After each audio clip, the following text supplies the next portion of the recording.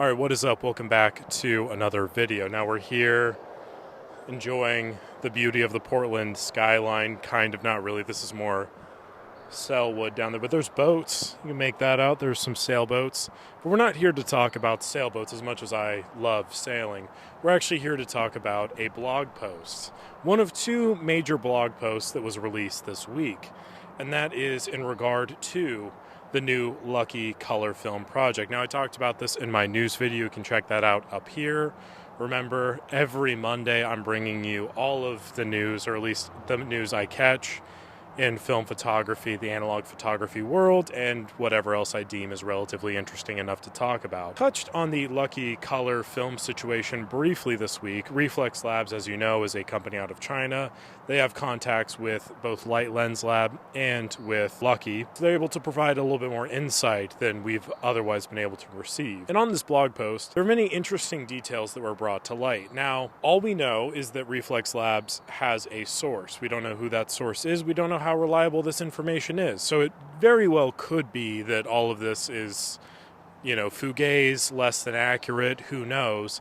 There's no real other source to kind of corroborate this evidence. But what we do have is this. And I'm going to go off of this, give my thoughts, give some speculation, and give what I think the impact of this news is going to be on the analog photography world as a whole, and on you and I as the consumer. Lucky Film announced its desire to release color film a while ago. In fact, they were hoping to have it done by the end of 2024, that calendar year, or at least have it announced.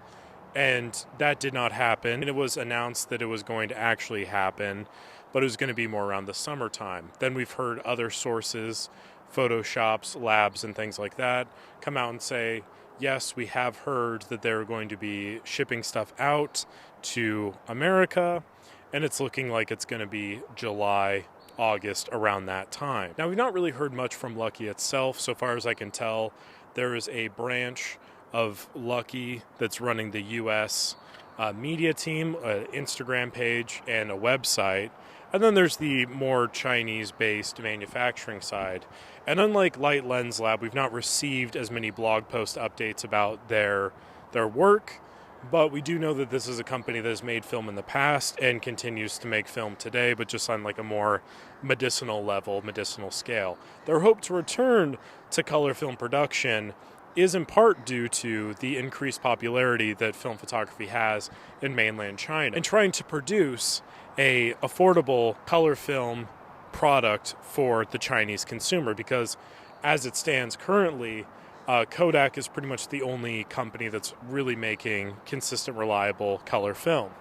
And as you may know, as all of us kind of know, the Kodak prices are going up rapidly. The Lucky color film was set to release at $5, thereabouts American prices.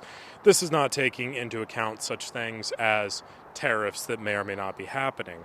Now, according to this blog post, it is set to release in June or July. I suspect it's going to be more like July, given how late into the day we are in June currently. There's about 7 days left in the month, I assume. I think there's 30 days in June. So, in my opinion, it's likely going to be July, but it could be late June. Other important things is it's going to be 50 yuan, which is approximately $7. So a $2 price increase, which on one hand is not the worst thing in the world, but that's what it's going to be sold for in China. Now, I have tried to not pay attention to the worldwide news because there's so much of it. I don't know what the current standing of tariffs from China to America were, but last time I checked, it wasn't looking too good, and the negotiations weren't going too well either. So we could be looking at $7 as the baseline. It probably is going to be more.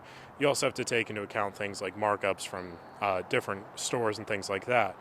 But the other important information that's released here, this is going to be a small-scale release, and they're hoping to do large-scale production early next year, 2026. In all truth and fairness, making color film is a very expensive and time-consuming project, so I'm not foregoing they keep moving the deadlines. I totally get it, and I'm trying to be sympathetic towards that.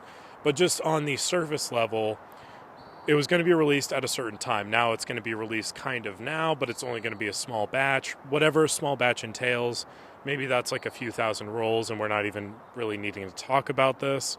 And they're hoping to just kind of do one launch, see how it goes, and then ramp up production in the new year. That makes a lot of sense because it is going to be an investment, I'd imagine. And if you're hoping to sell a budget roll of film, then you want to keep those costs down as much as you can because you're not going to be accruing the difference on the sales end of things. So it does make sense that they're wanting to do this, but it doesn't really bode super well. I feel like the information could have been released a little bit more favorably. I feel like any kind of color film for $7 or $10 will be received well, but that is just my opinion. I still feel like there is a lot of market value in the Kodak name, and I feel like if the Lucky color production is going to be kind of slow to ramp up, then it might have a hard time competing. And again, if we're talking about 200 speed color film, in my mind, that lends itself to something like this today. You know, we've got these beautiful flowers here, a nice little bit of light coming in as the day wanes. It's only 7:15 out, but by the looks of it, it looks more like, 4 in the afternoon.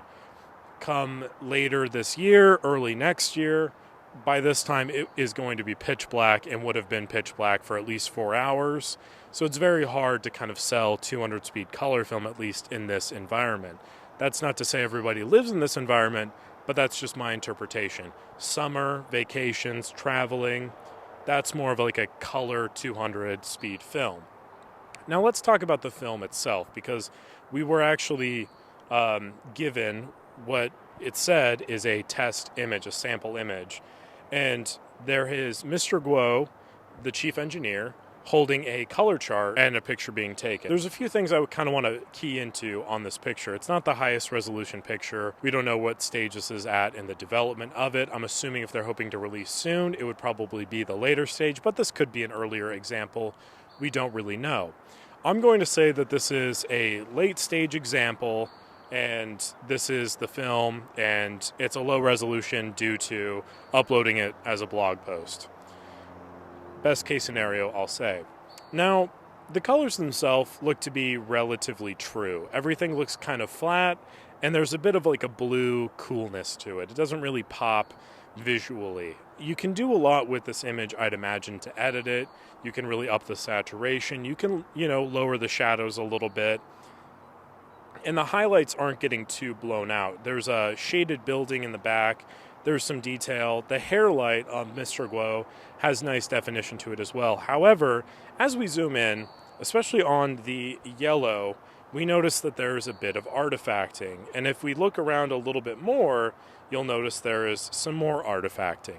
Now, this is common, again, because color film production is so unimaginably difficult in my mind. I can't even comprehend what they're having to go through, but it still does not really bode well, because if it is going to be a budget version of color film, it would be kind of nice if it got to deliver on that, because the unfortunate reality is whether you spend $14 on a roll of Kodak Portra 800 or $7 on Lucky color film, the film developing cost is still going to be the same. I think that in my mind, when the idea of color 200 from Lucky was launched, I envisioned a Color Plus competitor.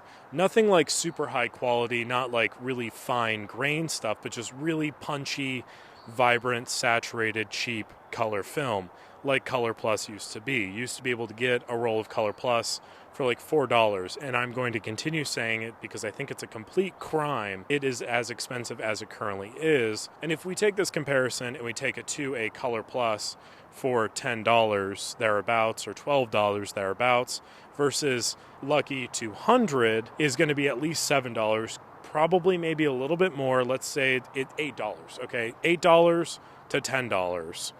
That's a $2 difference there. And this is a very bad example because based off of this one image, I'm making these conclusions. But if you ask me, I think I prefer the look of Color Plus. I think I'd be willing to spend that extra $2 to have that kind of fun, poppy image as opposed to the blank saturation, low contrast, washed blue kind of look. even if it is a new company, even if it would be a fun thing to support, I feel like you have to be a little bit more economical with your dollar. But that is completely dismissing the fact that there is the Chinese market, there's the whole Southeast Asian market, and there's the Australian market, all of whom are desperately desiring a localized color film producer that's going to make affordable color film. And that might just be what sells them in the end, because if they release it next year, whatever that looks like, by that time it will be summer for them. Longer days, perfect time for 200 speed color film.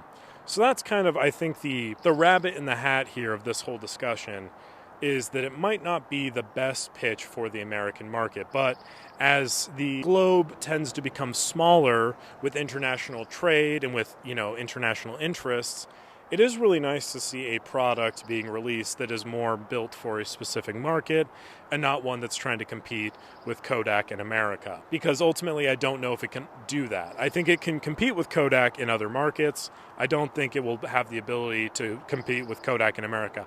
I hope it does. I think that would be wonderful, because I think it would inspire Kodak to step up their production, to step up and challenge themselves to make more affordable film and to make more accessible film where they actually listen to what people want and not release a $5,000 Super 8 camera.